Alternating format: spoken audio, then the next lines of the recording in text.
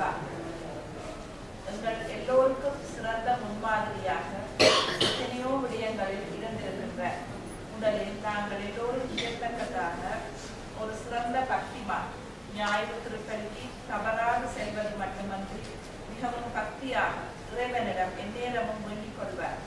விசேஷமாக தேவதாயாரிடத்தில் அதிக பக்தியுடையவர். இறுதி நாட்களில் கூட அவருக்கு கேட்கத்தக்கதாக செபிக்கும் போது மிகவும் பிரகாசமாகவும் சந்தோஷமாகவும் செபத்தினை கேட்பார். அப்பா ஒரு சிறந்த கணவர், மேடம் டீச்சரும் அவரும் வாழ்ந்த வாழ்க்கை எல்லோருக்கும் எடுத்துக்காட்டாக விளங்கியது. இதற்கு காரணம் அவர் தம் மனைவியின் மீது காட்டிய அன்பேயாகும். இருவரும் வீதியில் நடக்கும் போது கூட ஒருவருக்கும் ஒருவராக எச்சந்தப்பட்டதும் நடந்ததே இல்லை. இருவரும் அருகருகாகவே நடந்து செல்வார்கள். அப்பா தன் மனைவியுடன் காட்டிய அன்பு எங்கள் எல்லோருக்கும் நன்றாகவே தெரியும். ஒரு குழந்தையை பராமரிப்பது போல மலர் டீச்சரை பராமரித்தார். நமக்கு தடிமர் என்றால் நாங்கள் யாரும் அதற்கு கைமருந்து சொன்னால் அதனை அவர் கேட்டு மனதில் பதித்துக் கொள்வதற்காக பல கேள்விகளை கேட்பார். காரணம் சரியான முறையில் அவருக்கு அந்த மருந்தை கொடுத்து சுகப்படுத்தி விட வேண்டும் என்பதை. அவர்கள் வீட்டுக்கு சென்றாலோ கேட்க தேவையில்லை. உபசரிப்பதில் திக்கி முக்காட செய்து விடுவார்கள் இருவரும் சேர்ந்து எங்களை. அப்பாக்களுக்கும் அப்பா சிறந்த எடுத்துக்காட்டாக விளங்கினார். அவர் நோய்வாய்ப்பட்டிருந்த போது முதல் இறுதி வரை அவரது பிள்ளைகள் அவரை பராமரித்த விதத்தில் இருந்தே அவர் எவ்வாறு அவர்களை வளர்த்திருக்கிறார் என்பது தெரிகிறது. வைத்தியசாலையில் இருந்த போது கூட ஒவ்வொரு பிள்ளைகளாக அவர் பெயர் கூப்பிட்டு கொண்டே இருப்பார். அப்பா ஒரு சிறந்த பேரர். எனக்கு ஞாபகத்தில் உடனடியாக வருவது மார்க், சங்கீதா இருவரையும் புனித வின்சென்டி போல் பாடசாலைக்கு அவர்கள் சென்ற கால பகுதியில் பாடசாலையில் பஸ்ஸுக்காக எங்கள் வீட்டிற்கு அருகாமையில் அவர்களுடன் பஸ் வரும் வரையில் காவல் நின்று அவர்களை ஏற்றி விடுவார். இவ்வாறு மற்ற பேர குழந்தைகளுடனும் மிகவும் அன்பாக இருந்தார். ஒரு விடயத்தை இங்கு சொல்லியாக வேண்டும். குழந்தையாக இருந்த போது தமது பேரப்பிள்ளைகளை எப்படி பார்த்தாரோ அதற்கு மேலாக மார்க் தனது பேரனை ஒரு குழந்தையை தாய் பராமரிப்பதிலும் பார்க்க அன்பாக பராமரித்ததை கண்டு அப்பா பூரித்திருப்பார் என்பதில் சந்தேகமே இல்லை.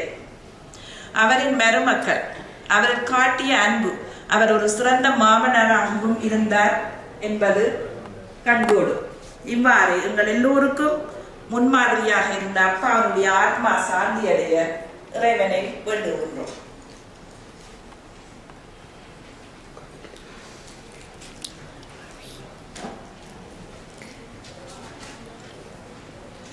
மார்த்தாள் இயேசுவிடம், ஆண்டவரே, நீர் இங்கே இருந்திருந்தால் என் சகோதரன் இறந்திருக்க மாட்டார். இப்போது கூட நீர் கடவுளிடம் இருந்து கேட்பதெல்லாம் அவர் உமக்கு அருள்வார் என்று எனக்கு தெரியும் என்றார். இயேசு அவளை நோக்கி, உன் சகோதரன் உயிர் தழுவான் என்றார். அதற்கு மார்த்தாள், இறுதி நாளில் எல்லோரும் உயிர் தழும் போது அவனும் உயிர் தழுவார் என்பது எனக்கு தெரியும் என்றார். அவளிடம் இயேசு, உயிர்ப்பும் உயிரும் நானே, என்னில் விசுவாசம் கொள்பவன் இறப்பினும் வாழ்வான். உயிர் வாழ்க்கையில் என்னில் விசுவாசம் கொள்ளும் எவனும் ஒருபோதும் சாகான். இதை விசுவாசிக்கிறாயா என்று கேட்டார். அவளோ, ஆம் ஆண்டவரே, நீர் மெசியா, இவ்வுலகிற்கு வரும் கடவுளின் மகன் நீர்தான் என்று நான் விசுவசிக்கிறேன் என்றார். இது கிறிஸ்துவின் நற்செய்தி.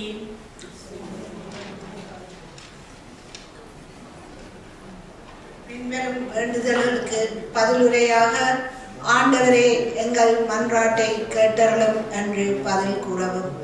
அன்பு நிறை இறைவா, இங்கு சூழ்ந்திருக்கும் அனைவர் மனத்திலும் ஆறுதலும் அமைதியையும் அளித்தருள வேண்டும் என்று உம்மை மன்றாடுகின்றோம். ஒருவர் அல்லது இருவர் என் நாமத்தின் நிமித்தம் அங்கே கூடி வேண்டுகிறீர்களோ அங்கே நான் இருப்பேன் என்று மொழிந்த இறைவா, இங்கு கூடியிருக்கும் அனைவர் உள்ளங்களிலும் எழுந்தருளி அவர்களுக்கு அமைதியையும் ஆறுதலையும் அளித்தருள வேண்டும் என்று உம்மை மன்றாடுகிறோம்.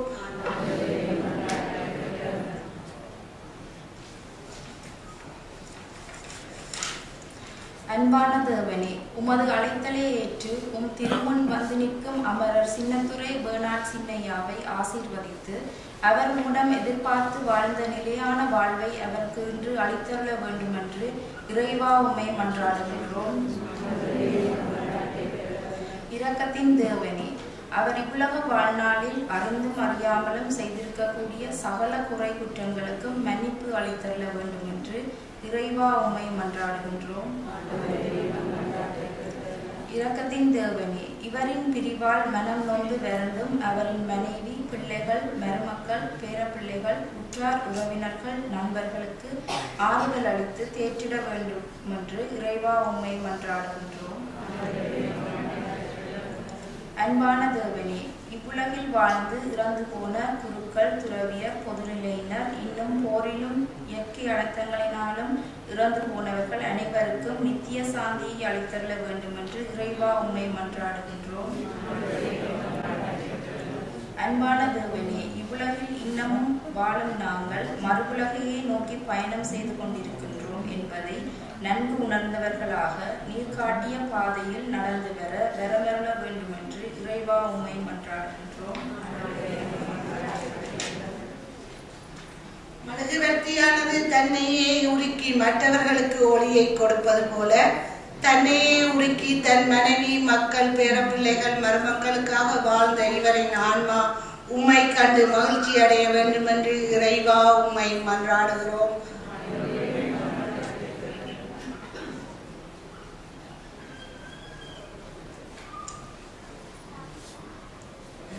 நீ